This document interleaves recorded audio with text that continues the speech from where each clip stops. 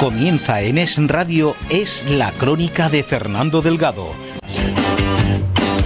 Es libre, es veraz, es independiente, es responsable, es plural. Es la Crónica de Fernando Delgado. A pesar del frío, hoy yo me encuentro con cierto calor.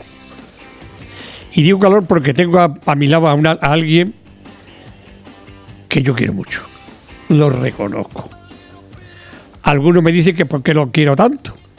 Y la respuesta es una cosa muy sencilla. Porque me da la real gana. Hasta ahí puede llegar la cosa. Que alguien me elija a mí con quien tengo yo que ser amigo. Y este es amigo íntimo. De verdad. Y lo quiero muchísimo. Se llama Antonio Vélez. Antonio, muy buena. Buenos días, me queda levitando. Sí, y mi entrañable Fran Murillo. Hola, Fernando. Que como buenas. Yo, pues ya también saco yo su constipadito. Ya, bueno, tenemos Maima, que yo espero que esté mejor, anoche con fiebre. Ha bajado las temperaturas un montón. Mi compañera Mar también. Es decir, que todavía la ha agarrado. Es curioso, el primero que la agarré yo ha sido yo y la solté a los 2 días. ¿Y vosotros? No, no lo has pasado a todos nosotros. Debe ser de nuestra época. Tenemos antivirus que esta gente no lo tiene. La globalización vírica. Antonio, yo quiero hablar contigo del Antonio Vélez emeritense, no del Antonio Vélez político. Acércate un poquito más al micrófono. Y así, ¿dónde nace Antonio Vélez? ¿En qué calle? Porque sabemos que es de Mérida. La calle General Aranda. Hoy Mariano José de Larra. La calle de los árboles. La calle de los árboles. Y por allí echabas tú una calle de ferroviario, de gente en Plaza del Matadero. Una calle muy solidaria, ¿no? Muy interclasista, ¿no? Una corrala en el sentido, bueno, un predio comunal de vecinos que estaba en el número 15, que al final tenía la carpintería Los Gijones, la carpintería de Gijón, desembocando donde está hoy las termas estas de la calle Reyes Huertas. Por ahí llegaban al final. Era una corrala donde había muchas casas pequeñas con servicios comunes. Ahí estaban la mayor parte de mis amigos. Yo nací en el número 14, un poquito más allá lindando con los polleros, y en fin, una calle donde había pues gente, como digo, ferroviarios, muchos maquinistas, los Casanas, Carmona, el jefe de la fábrica de envases, Martín Carmona Delgado. Mi padre era electricista. Mi padre era electricista, Antonio Vélez Escobar. Era un hombre que empezó a trabajar desde chiquinino, como dice Rafa Angulo, en esa incorporación. La zarza desde chiquirrinino. Desde chiquirrino. Mi padre era de una parte de su familia, era electricista. Los Hulbe eran primos suyos. Sí. Ahí había ese mundo mágico de la electricidad en aquellos años, pues implicaba una diferenciación de los oficios convencionales, los albañiles, los carpinteros, y los fundidores, que en Mérida eran legión con el tema de la Renfe, de la fábrica, de depósito de máquinas y todo esto. Y él fue electricista, entró en la Mérida de Electricidad, que eran de los Pardos. Sí. Él nació el día 6 de enero del 13 y con 13, 14 años entró en la Sevilla, lo que luego fue la Sevillana. Tu padre, digamos en el estilo político, sin peyorativo de izquierda y derecha, era más de izquierda. Mi padre era socialista, sí. Y tu madre Es católica, apostólica, romana y practicante. Sí, mi madre era una persona más convencional de la ya pequeña burguesía local. Mi abuelo, Leopoldo Sánchez Manzanero, fue un industrial importante de la plaza.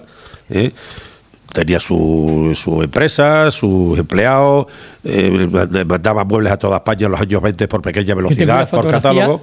De la boda de tus padres. Fue socio con Bonifacio Calderón, el dueño de la Campana. Sí. Tenían el otro, él era socio industrial, era una sociedad registrada en Comandita, y tenían el negocio, entraba donde está el bar Rafael, y salían detrás enfrente del ayuntamiento por las traseras, donde está es la meca de los pantalones, esa tienda que hay de tejido, de confecciones detrás. Sí.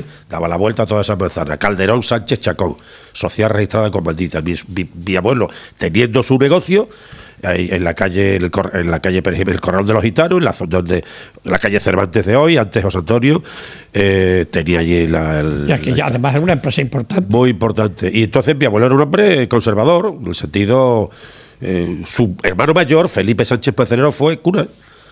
Se ordenó sacerdote y no uno de los expedientes más brillantes del seminario de Badajoz, curiosamente. ¿Y dónde viene, Antonio, tu vocación ¿dónde viene tu vocación política? ¿Socialista? Pues yo creo que viene inducida más por los Vélez, ¿no? Porque tenían un planteamiento, eran una gran parte eran ferroviarios, tíos abuelos míos eran ferroviarios, gente que además que lo pasó mal porque fueron del bloque represaliado. Mi tío pequeño fue injustamente asesinado a finales de agosto del 36, simplemente porque era un mecánico electricista, un activista, trabajó con Federico Ruiz, la eléctrica Ruiz, en la calle Santa Eulalia, el más pequeño. Y un tío abuelo mío, Julio Vélez Cordero, fue fusilado en febrero del 37 porque un tren donde él iba de maquinista ferroviario, DMZA, una empresa privada ferroviaria, a la altura de Belalcázar, descarriló con material bélico italiano y tal, y bueno, y de un juicio sumarísimo y lo fusilaron. Yo creo que era simplemente porque yo de ahí aprendí. Cuando volvió Andrés Nieto Carmona de Canarias, sí, después de morir Franco, la primera ejecutiva, sin que supieran que había ocurrido lo de Surens con Felipe González y demás, en la clandestinidad, a la primera ejecutiva, el socialista de Mérida, perteneció a mi padre. Perteneció a mi padre, Coto Cordero, Zarco, el del Matadero, en fin, ahí yo tengo las actas. Sin embargo, mi padre fue vocal provincial de agua, gas y electricidad. Y siempre, porque como electricista siempre era un hombre muy activo en el mundo profesional y se trabajó mucho por las becas de los hijos de empleados, en fin. Era un hombre sociable, muy social, muy generoso en su actividad, en favorecer a todo el que podía. ¿Cómo era Antonio Vélez con 12 o 13 años? Yo con 12 o 13 años, pues hombre, mira, a mí me ocurrió una cosa curiosísima. Eso será de la poca gente que tuvo ese. Yo estudié en la Argentina, en la escuela, en la antigua Romualdo de Toledo, con don José Fernández, con don José, don Damián, don Domingo y don Juan. Sí. Hice preparatoria en el instituto con Ablino Gómez Puente. Sí, luego hice primero. Y en primer curso de bachiller me suspendieron en formación del espíritu nacional. Nunca lo entendí por qué. Supuso que fue una especie de me imagino que será recate a mi padre, ¿no? Que sería Suárez, alguno de esos serían. Sería Eduardo Zancada, supongo que sería. Yo no me acuerdo. Verdad, Eduardo Zancada. El caso, que además era abogado de mi abuelo Leopoldo, igual que Andrés Valverde, ¿no? Sí. Andrés o Félix, no me acuerdo. Félix, el soltero. Félix. ¿Era abogado? Sí. Félix. No, hombre, soltero no. Félix estaba casado, hombre, el poeta. No, también, que caramba, Félix era también abogado, el hermano de Álvaro, y estaba el tío de Juan Ignacio Barrero. Sí, era. El hermano de la madre. Félix era soltero, era abogado y le llevaba cosas a mi abuelo Leopoldo Sánchez Manzanero. Sí. Igual que el propio Eduardo Zancada, igual que su compadre Luis Chacón, el tío abuelo de Federico Chacón. Sí. Era cuando se incendia que tú recuperaste esa memoria en un escrito en los talleres de mi abuelo, en el año 30 y algo, aparecía Luis Chacón, que era su compadre y su amigo, su socio, su abogado, y aparecían los representantes de la aseguradora de Barcelona que vinieron. Solo recuperaste tú porque se publicó, no sé si en el Hoy, en alguna prensa de principios de los años 30. Sí, lo recuperé yo, fue en aquellos viejos escenarios emeritenses. Exacto. Oye, una cosa. Yo me acuerdo que entonces, Frank, existía aquí una emisora que se llama Radio Juventud de Mérida. Y hacía concursos de copla. Y había una publicidad que la cantaban los niños por la calle. Ah, por la calle. ¿Tú te acuerdas? ¿La cantamos? Cántala. Era Leopoldo Sánchez Manzanero. Con tus muebles nadie puede competir. Leopoldo Sánchez Manzanero, la mejor casa de muebles que hay aquí. Vino un tipo de Madrid a hacer publicidad de ese tipo, de esa historia. Hizo Barragán. El mes que viene me voy a casar. Ya sé, bueno, eso era lo de mi abuelo. Pero luego Barragán también era la Tomasa no se casa porque el novio la ha dejado o algo así. Y ya no puede salir de su casa porque no tiene zapato. Y entonces ya va Barragán y Calzados Barragán lo ha solucionado. Y ese tipo que vino de Madrid se hartó de hacer discos de la publicidad en penitense. Y una de las más recurrentes fue esa de mi abuelo, ¿no? Sí, esa. Además que lo cantaban los niños por la calle. Bueno, se pega enseguida. Y en todos los actos familiares, pues nosotros nos juntamos. El otro día estuvimos comiendo los primos, que somos 34 o 35 en el tiro de pichón. Sí. Y estuvimos recordándolo. Y siempre, mi tío Luis, que en paz descanse, era para eso, era muy levadura de la familia. Y todos los actos que había, nos gustamos, ponía el dichoso single. Es que con tu tío Luis, que los últimos años ha estado con el Alzheimer dichoso. Pobrecillo. Pobrecillo, porque era una bellísima persona. Una bellísima persona. Y es el que hacía toda la publicidad con nosotros. Un tipo social, muy religioso como mi padre. Los demás eran más agnósticos, mi abuelo incluso igual, era una persona que era... Pero eran muy respetuosos, eran gente... Entonces, bueno, yo volviendo al hilo me influyó. Es decir, tú no puedes inhibirte de lo que es el elemento familiar. Yo en ese aspecto quizás he sido siempre muy transversal porque he tenido la influencia de ambas familias. Yo me he criado en el centro, tengo amigos, una gran cantidad, quizás la inmensa mayoría de mis amigos son más conservadores. Y el hecho de ir a la charca, porque tú eres charquero como yo, de esos que queremos a la charca de verdad. Y Frank cometió un delito en una ocasión, Vélez. Siendo alcalde. Sí, siendo alcalde. Lo hizo por Mérida. Por eso yo digo muchas veces que por Mérida se puede hacer cosas. El delito que cometió fue el siguiente. Y es que para poder llevar agua potable a Mérida, pues tenía que hacerse una serie de situaciones y demás. Y él, que era alcalde del PSOE, y el delegado de Alianza Popular en Mérida, Eusebio del Corral, que era el propietario, digamos, de Piba, que como le decíamos Piba, para llevar el agua y demás, se pusieron de acuerdo a través de Luis Puente y se llevó el agua a Proserpina sin más. No pasó por ningún sitio. Bueno, en una situación de emergencia.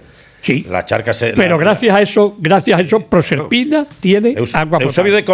Eusebio del Corral. Lo del delito quizás sea un poco duro, ¿no? Eusebio del pero Corral, vamos, que si te cogen ahora te pueden montar un número. Eusebio del Corral era un hombre con mucho carácter, pero era una persona muy social. Era una persona muy... En la proximidad corta, ganaba muchísimo. Y yo recuerdo aquello, claro, aquello se eutrofizó por un potencial de nutrientes, seguramente de los vertidos de los cochinos que tenía este bote allí en su finca, o de otras explotaciones agropecuarias, de los vertidos de los chalés, lo que fuera. El caso es que aquello se vació. Y claro, ahí había una serie de chalés que tenían árboles, que tenían animales, y se llevó el agua, y se sacó una oferta pública por emergencia, y no fue nadie capaz de echarse para adelante. Y el que se echó para adelante fue Eusebio. Sí. Eusebio. Y en ese aspecto se hizo lo que se tenía que hacer. Porque nadie nos llama medio duro a nuestra casa, sencillamente salvamos un problema. Nosotros, la ligación con Proserpina nuestra viene de antes. Claro, porque nosotros teníamos una referencia histórica, porque mi abuelo Leopoldo, cuando empieza la guerra, cuando Mérida cae, el 11 de agosto del 36, la República empieza a bombardear el núcleo ferroviario, la estación, para evitar el movimiento. Pero claro, la precisión de los bombardeos era muy, muy mala. Y en consecuencia, un pasaje claro es la muerte de una tía de Juan Ignacio Barrero en un bombardeo, cuando iban a refugiarse uno de los sótanos, lo que luego fue el Hotel Calderón, a la casa de ellos. ¿Te refieres a la bomba que cayó en la puerta de la dicha? Sí, o a los sótanos de mi abuelo, en lo que fue José Antonio y Cervantes número 8, que hay dos sótanos superpuestos, uno debajo de otro, y se metían ahí. Entonces, mi abuelo cogía a toda la familia, le alquiló a los Pacheco una parte de la casona aquella que tenían en Proserpina y se llevó a la familia allí al lavadero. Sí, del algodón, del lavadero. Del lavadero. Claro. Y entonces mi madre recordaba que ella era una mocita, pues mi madre nació el 16, mi padre ha hecho 99 años el día 15 de octubre. 99 años. Entonces recordaba eso. Muy bien, gracias a Dios. Entonces se llevó a la familia 99 allí. Madre mía. Y mi padre, que era muy campero, nos sacaba a buscar espárragos, nos enseñaba los insectos, el trato del tal, cardillo, yo qué sé, nos enseñó todo el mundo de las criadillas, de los espárragos. Pues en primavera siempre nos gustaba que nos fuéramos al campo, un par de veces, a pasar el verano y tal. Y entonces, los primeros años nos hemos ido pues al Berrocal, a la casilla, a Cantarranas, que había una casa de ferroviarios de un tío, de una hermana suya, que el marido era ferroviario, y luego nos fuimos a la Charca. ¿Dónde nos íbamos? Pues a la casa de Confederación le dejaban una parte, un ala, unas zonas de la casa de Confederación. Bueno, él tenía... Ahí viene tu amistad, que te haya mucho que era Miguel Hernández. Claro, y entonces, ¿quiénes estábamos en la Charca en aquella época? Camino de piedra, tal. ¿Quiénes estábamos? Los Hernández Fernández, que estaban en la antigua cantina militar, de los militares. Militar. Sí. Que luego la ocupó la familia por ocupación, por uso, por dominio. Los de la Marta estaban en el lavadero, en la zona del Palomar, y luego los Pacheco, Jorge, el Nandi, toda la tropa, y Rosario. Y los niños de los guardas, de los guardas de allí de la Charca, de los peones camineros, los Cañí. Los Cañí, sí. Los hijos, los nietos del señor Juan el Cañí, los nietos, madre mía. Y aquello era un mundo mágico para nosotros, una Charca que era limpia, como con su verdín, con su... Bueno, se bebía. Era un mundo salvaje, un mundo salvaje. Y eso fue sistemáticamente para nosotros un Shangri-La, nuestro objetivo. La Charca fue, bueno, me creó tanta fijación, que cuando yo, al principio de estar en Málaga, ya como funcionario trabajando allí en Vélez, Málaga, en Nerja, en Vélez, estando Enrique Sánchez de León de delegado de trabajo, donde yo estaba con el PPO de estos funcionarios de formación profesional. Pues en vez de quedarme en Málaga, me venía aquí, a la Charca, y me decía, ¿y cómo te vas allá a Mérida, a esa charcón de mosquitos? Era mi infancia, la patria es la infancia. Mi padre, en cuanto pudo, a principios de los 60... le compró una parcela a Luis Puente y se hizo un chalet, un electricista, un hombre que, bueno, pues se hizo sus chalets allí y se iban a pasar, hombre, como una especie de elemento opulento, y allí ya fue la segunda jornada. Pero en esa jornada ya estaban mis hermanos, los chicos, Luis y Poli, escuchando a Bob Dylan o a los Rolling, o allí en la... Oye, ¿cuántos años estuviste fuera de Mérida, Antonio? Estudiando, ejerciendo. Yo cuando me suspendieron en formación del Espíritu Nacional en primero. Eso lo lleva muy adentro. En geografía, aquel profesor que lleva debajo, don Gonzalo, me parece que se llamaba, que ponía los suspensos en rojo. Pues mi tío Luis levantó la alarma. Mi tío Luis Sánchez era un poco el administrador general de la familia, y dijo, este muchacho es un desastre, este muchacho hay que meterlo en el colegio más duro que hay, a Fuente de Canto. Allí fuiste a Fuente de Canto. Y estuve 3 años maravillosos, por cierto. Estaban los Pizarro allí, Agustín Pizarro, Luis Pizarro. Oye, yo castigué a mis hijos porque tuvieron suspenso un verano allí. Allí mi tendencia humanista, mi tendencia literaria nació allí. Yo allí empecé a leer, era atendente, porque además mi madre, atendente a la lectura, mi madre llegamos del colegio, de la escuela y tal, y nos daba unos repasos. Oye, ¿y cómo, siendo tú de aquí, de Mérida? Y después vine aquí, terminé aquí bachiller superior, y luego pues me fui a la Universidad Laboral de Sevilla a hacer ahí una diplomatura de cinematología, me estuve ahí 3 años, y luego pues poco después pues entré en el viejo PPO, en la escala docente del Ministerio de Trabajo, un servicio de universidades laborales, los equipos volantes de formación profesional. ¿Y allí estuviste todo el tiempo en Belén? Y allí llegué yo en el 67. Y allí ya, pues en el 67 estuve hasta el 70. Hay una anécdota que yo la quiero contar de Antonio. La conozco bien porque es muy bonita, Torre del Mar. Allí tengo yo compadres, amigos, allí tengo yo otro mundo. Que en Proserpina la Sarquía tiene un árbol que es muy difícil que se pueda mantener en este clima. Pero a mí me gustó tanto que me lo llevé un día y me plantó 2 en Proserpina. Lo que tú no tengas en Proserpina es raro. Aguacate. Sí. Y tengo un aguacate que es enorme, el otro me salió medio maricón. Es que hay un problema. Y entonces lo quité. La gente aquí piensa... Y he plantado otro. Pero a mí me da cantidad de aguacate. Sí. Y después, hace poco, digo, pues yo a Vélez le consulto en ese sentido todo. Y digo, Antonio, tengo aquí unos árboles que me están dando una lata, dice, quítalo. Y ponle 2 moreras.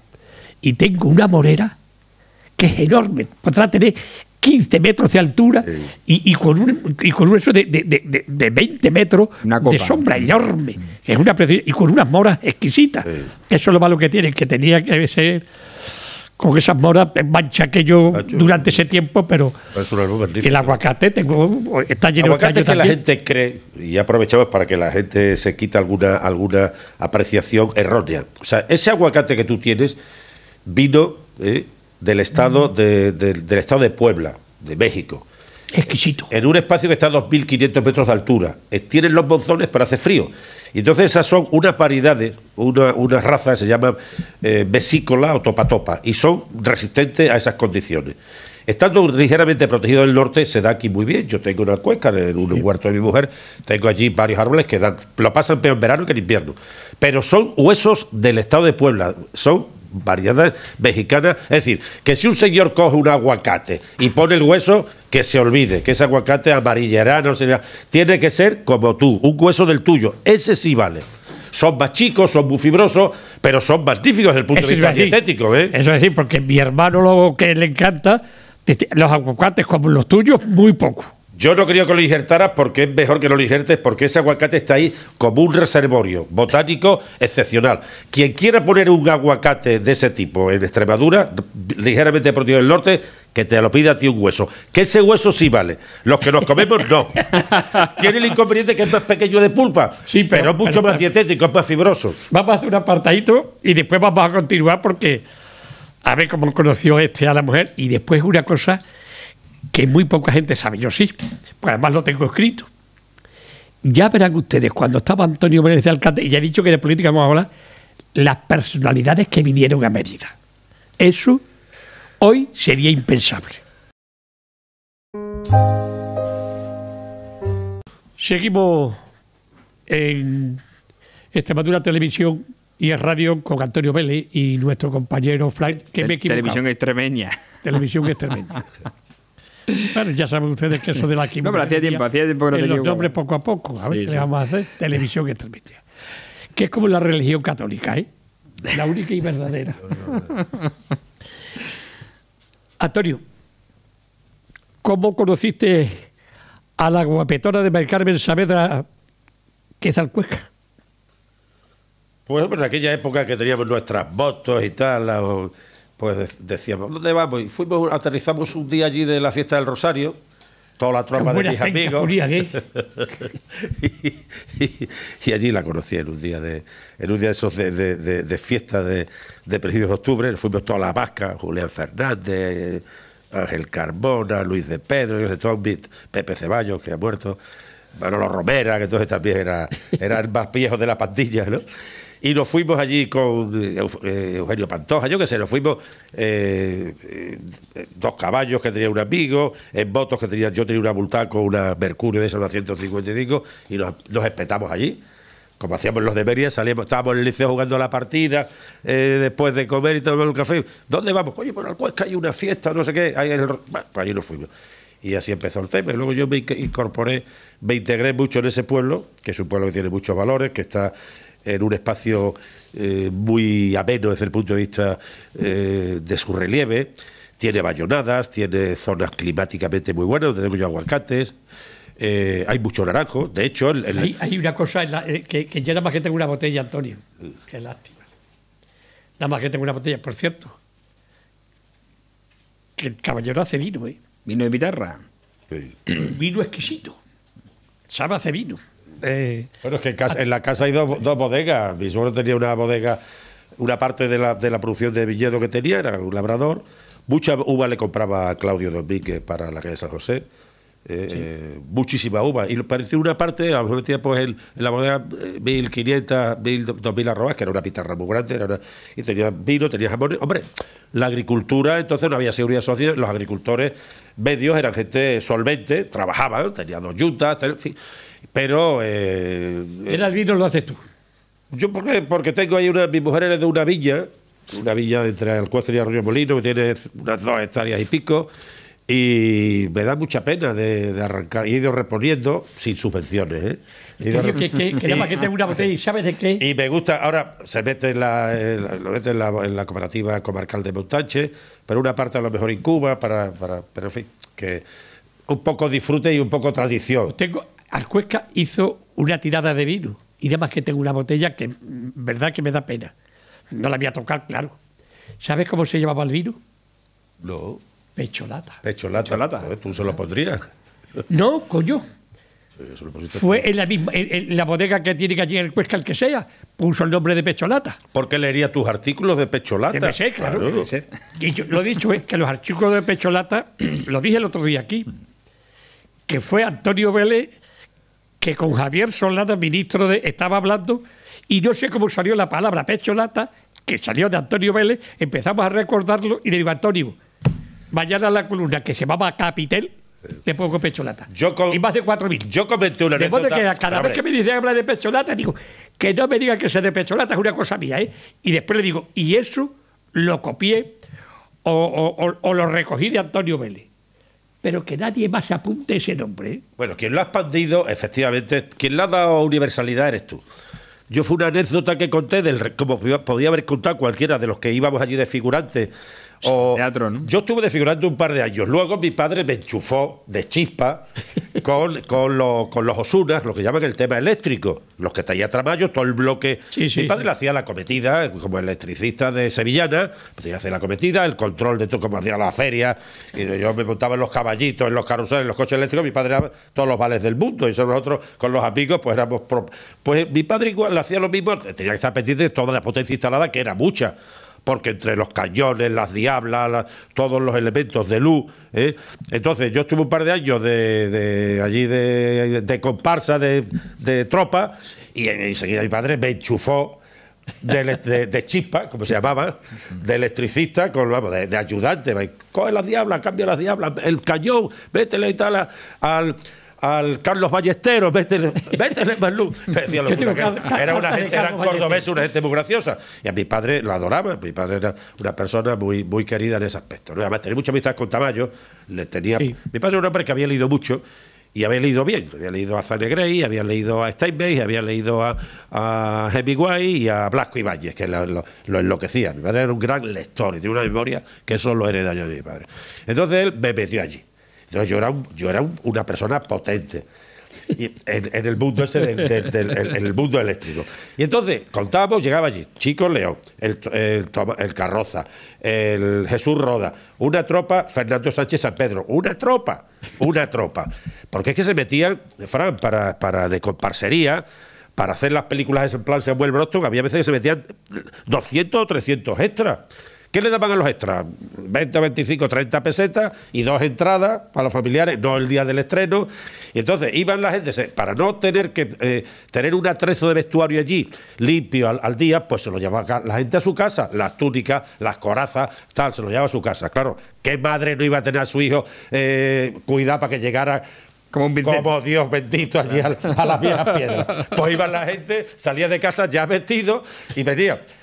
Los que iban con la coraza, el casco aquí metido, el bocadillo, el paquete de tabaco, la lanza. Y entonces los muchachos más chicos le decían: Romano, Pecholata, cabrón, hijo puta. Y ahí fue lo de Pecholata. Y yo lo conté una vez con Javier Solana y con Guillermo y con Fernando, y él lo cogió al vuelo, claro, y ya empezó el Pecholata.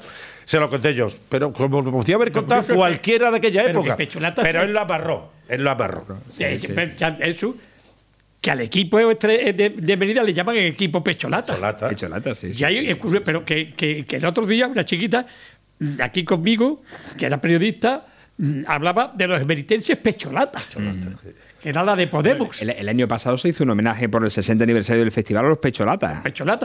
Y de modo que cuando en el Teatro Romano, el Carlos, en las premios Ceres, empiezan a hablar de los Pecholatas, chichu, me cogió un cabreo de que como si fuera sido de ellos, digo, ¿serán cabrones estos? Ya me están chupando lo que... Hombre, él mandaba mucho también con Pepe Fouto, que Pepe Fouto también es los hijos predilectos de Beria, porque Pepe Fouto tiene, o sea, como Para la gloria de esta ciudad, Pepe Fausto tiene ahí una instantánea paralizada, en el sentido grande. Porque hoy decía yo, tomando café con unos amigos ahí en el templo, enfrente del templo de Diana, digo, hombre, quien hace un equipo son los socios, son la afición, efectivamente, tío. Pero hay momentos en la historia en que puede surgir. A lo mejor la palabra que voy a decir es un poco fuerte, Antonio. Pero es que somos muy jodidos nosotros. Muy jodidos. Como este era un transperlista, el Pepe Fausto, de que el padre no era de café y tal. ¿Y qué? El mayor transperlista que ha sido en España es Don Juan Mar. Don Juan Mar. Y ser de la institución de Don Juan Mar, pues eso es la mayor gloria de cualquier científico. Sí. Que muchas veces, cuando hablamos de estas cosas así, mira, era una forma de vivir. Lo cogemos con papel de fumar. Y el tío más rico que hay ahora mismo, el más rico de Portugal, posiblemente sea Ruiz de Aveiro. Y Ruiz de Aveiro fue el gran extraperlista en su momento. Y amparándolo. Y sin embargo, hoy tiene miles de empleados. Sí. Y será hijo de Portugal, pero de los mejores. El café vivió de la frontera. Por si alguno piensa de lo de Pepe Fausto o aquello del extraperlista. El café fue de la frontera. Y aquí nosotros venía la gente, los extraperlistas, vendían el café, Oye, Antonio, la brigadilla. Yo tengo aquí porque lo he tenido que apuntar. Pero Pepe merece un reconocimiento público, totalmente. Porque todos sabemos cómo somos cada uno. Tú eres como eres, yo soy como soy, el otro. Y Pepe, pero hay que reconocer que hay un momento en la historia que coincide una serie de fuerzas y un equipo que navega históricamente por una tercera en el pozo del olvido, de pronto toca la gloria. Porque si cuando la tercera vez que va a subir el Mérida a primera división, a pesar de que lo jodió, valga la expresión, el traspiés de Toledo, pudo haber subido, ese mismo año se fue y ahí culpa la tuvo el alcalde de ese momento. ¿Por qué? Pues porque no reconoció algo que le pedía la Liga Profesional, y la Federación Española le rogaba también, la Liga Profesional. Reconozca usted, como ayuntamiento dueño de ese espacio, que los tornos de entrada, las casetas de los periodistas, tal, son del club, son de la Liga de Fútbol Profesional. Con ese activo, el Mérida no hubiera bajado segunda. Pero bueno. Bueno, vamos a eso. Tengo aquí apuntado a algunas de las personas que vinieron en la época de Antonio Vélez en los carnavales. Fijaos qué nombre, ¿eh? Sí, porque él como alcalde recuperó también esa fiesta aquí en Mérida y fue un boom en los años 80. Xavier Domingo. He puesto aquí alguna nada más, pues Carlos Herrera. Aquí lo tengo. Caramba, que de acá. Xavier Domingo, José Antonio Gabriel y Galán. Antonio Mercero. Que es el pregón. El mejor pregón de la historia. Ese es el pregón. El pregón. Después vino Fernando García Tola, que era un periodista. ¿Qué es él? Fernando Tola murió. Murió, sí. Después Carlos Fernando Herrera. García Tola vino cabreado. Bueno, voy por tratarse de ti, porque tal. Venía, no cobraba un duro, no cobraba que ha venido la gente y cobra, no, ni un duro. Y no había forma. Era un hediondo, pobrecito. No había forma de que se fuera. Tenía que estar en León o en Valladolid y lo tuvimos que meter en el coche a las 6 de la mañana. Y después Carlos Herrera, que pasamos una noche. Hizo el programa aquí al borde de la cama. Me lo vas a decir a mí que estuve con él, ¿no te acuerdas? Fantástico, hombre, gracias a tu intervención. Que invitamos a dos personalidades de aquí. Julián Santamaría y el Ramoncín. Que fue la de Dios. Antes se lo conté. Carlos Herrera todavía araña por las paredes con lo del Ramoncín, cuando le sacó a colación unas coplillas que no las sabía. Que ellos de la copla. Ella te lo contó. Sí, Ramón. Entonces estaba en la serie. Después de Carlos Herrera, vino Basilio Rogado, que era el jefe de los servicios informativos de la SER. Sí. Basilio Rogado, sí. Después vino La Bordeta, que era también un personaje. Vino Paco Claver, era un tío muy salado.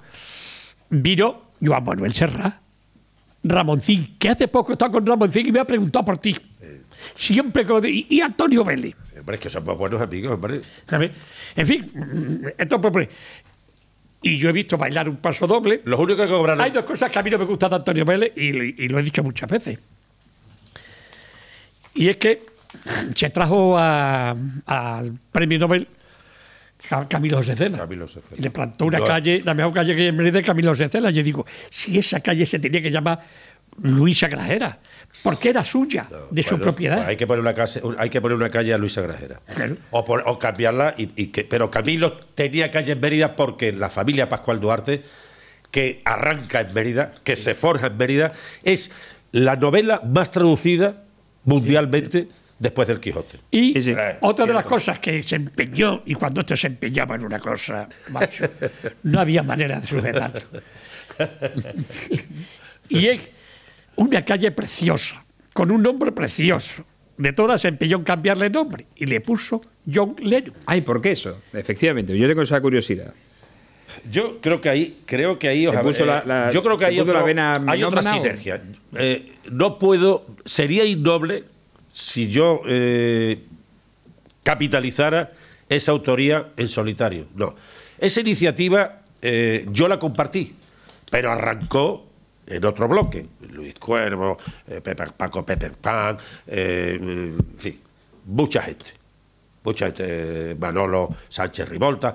Todo ese bloque que había en aquella época, que era esta ciudad que definía Terence y Boy, que también estuvo aquí sin cobrar nunca un duro en la Feria de Luz, decía, es una mezcla entre Nueva York y París, da esta ciudad por la noche, tal, cuando en El peso de la paja cuenta Terence y Boy el mejor relato para la historia de la literatura, El peso de la paja, que son sus memorias íntimas, y hace un capítulo entero en Mérida, es tremendo.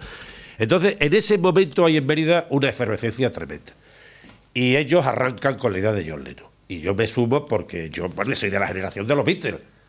Yo soy de la generación de los Beatles. Los Rolling eran de mis hermanos. Estamos hablando en el año de la muerte de eso John fue Lennon. el día 6 de enero del 83. Mérida inaugura, después de morir, claro, después del asesinato, le pone a la antigua calle Comandante Castejón, que hasta entonces seguía antigua llamándose calle igual. San Andrés, le pone John Lennon. Y esa es la calle más notoria que tiene en España, porque cuando don Enrique Tierno Galván me decía, hombre, es que usted tiene también una calle John Lennox. Digo, no, don Enrique, yo tengo una calle John Lennon. Por cierto, 1000 veces mejor que la que usted la ha puesto en Madrid, que es un cagajón de calle. Oye, una cosa, ¿tú te acuerdas? Pero eso fue iniciativa en bloque de mucha gente que quizás... Yo he convivido en aquella época se convirtió en la calle de la movida. He convivido con Antonio muchísimas cosas, pero hubo una noche que salimos del Teatro Romano con La Prego, Adolfo Marsillá, Juan Diego, y terminamos a las 5 de la mañana y tuve que coger La Prego más o menos como un fardo y llevarla a... En la calle Holguín. En la calle Holguín. Allí en la calle... Y cuando entramos, no voy a dar el nombre, naturalmente, entre otras cosas, porque no me apetece. No me apetece, pero cuando entra Adolfo Marsillá, la cogió una buena amiga, no está que cuando le daba una mijina de... Le entraba una ansia por los hombres tremenda. A Victoria Prego. Y le dio un beso en la boca a Adolfo Marsillá. ¿Tú te acuerdas de aquello? Le dio un beso en la boca, le dijo, ¿te querés? Un día, Fernando, en una rueda de prensa, en la Casa de la Cultura de la Plaza Santo Domingo, de Caja Badajoz, sí, estaba el Marsillá, que tenía tarea. Marsillá lo hacía así, y parecía el Tartufo, una de sus mejores interpretaciones de teatro, se ponía nervioso. Y entonces estaba el festival, él era director general de teatro y música. Sí. Tenía de sus directores, no, ya no tenía Juan Cabrera, no me acuerdo quién era. Y entonces estaba, lo puso contra las cuerdas. Y le dice, vamos a ver, estaba el festival, uno de aquellos años que floqueó, dice, es que esto va a seguir siendo como lo de Juan Cantalamera o no sé qué, Cantalamera. Y me decía, ¿qué dice este hombre? Y se puso nerviosísimo. Lo pusiste de suicidio. Porque como Fernando era tan pasional por Mérida y por ese espacio mágico del Teatro Romano, pues claro, el otro se creía que lo estaba metiendo contra las cuerdas a él, en cierto modo. Él estaba haciendo una especie de lamento de lo que estaba pasando. Lamento porque había estado Paloma San Basilio cantando allí el Juan Talamera. Que también Juan Talamera. Madre mía. Que por cierto, tú y yo actuamos en una obra. Ah, sí, los dos juntos. Los dos. Nos cogieron a los dos porque no había mucha gente por allí y nos recopilaron en escena. era una compañía de Portugal que era la Comuna. Una de Pepe Joan Mota. Nos pusieron una toga cada uno y yo no paso más frío en mi vida. Un Edipo Rey, un Antígona allí en el anfiteatro romano. El anfiteatro. Madre mía. Antonio Vázquez también lo trincamos. Qué frío pasamos. Qué horror. Antonio, que se nos ha ido el tiempo, ¿eh? Esto es lo que hay. ¿Verdad que a mí me encantaría seguir? Ha sido muy entrañable, la verdad es que sí. Y eso que no hemos tocado, ni hemos hablado de política, ni hemos hablado de absolutamente nada. Antonio Vélez hablaremos en otra ocasión. Porque de política podemos hablar él y yo, porque además yo sí voy a contarte. Era el concejal de Cultura más pesado que he visto en mi vida. Sí, ¿por qué? Porque cada vez que se podía más se tiraba 3 horas. Y cuando cogía Antonio Vélez, cabrón. Te voy a contar una anécdota, permitidme, porque me siento obligado. Sobre todo porque mi madre tiene 99 años y quiero contarla. Tú sabes, yo tenía buenas relaciones con el clero, con don Pedro. Ha habido que se nos va el tiempo. Con Guillermo Soto. Sí. Y el arzobispado manejamos ahí porque Antonio Montero, que eso un día tenemos que contarlo porque es un tema. Nosotros tuvimos en la Nunciatura en Madrid y en fin, hay una historia ahí muy interesante. Incluso a mí el nuncio Tagliaferri me citó cuando la bula en el Teatro Romano, además. Pero hay un hecho curioso, estamos en el Emperatriz. Don Pedro Ruiz de Tena, que fue también un gran tipo, ¿no? Un gran cura y tal, un gran párroco. Y dice, estaba en un acto oficial y le dice Domingo Hidalgo, que es tertuliano entrañable, le dice Domingo Hidalgo: don Pedro, vamos a ver, ¿cómo se lleva usted también con este alcalde, con Antonio, que nada más que va a la procesión de no sé qué, para sacar votos y no va a misa, no va nunca a la iglesia, y reza? Y dice, y le dice don Pedro, dice, con lo que reza su madre tiene bastante toda la familia. Pues eso es política, ¿eh? No hemos hablado de su hijo Antonio, que es un encanto, que yo cada vez que lo veo, en vez de saludarnos, nos damos un beso, que es abuelo ya. Sí. Y con el nieto me imagino que lo pasarás por ahí de vez en cuando. Fantástico. Antonio, para mí ha sido, y con mi compañero Fran, haberte tenido hoy para hablar de Antonio Vélez, y hemos conocido un poquito más al personaje, que nos ha quedado muchísimo. Pero en otra ocasión lo tendremos. Cierto. Y ya me están diciendo que tenemos que tener. Muchas gracias, Antonio, Gracias. Fran. Gracias. Y hasta el próximo miércoles, que volveremos a estar aquí con todos ustedes.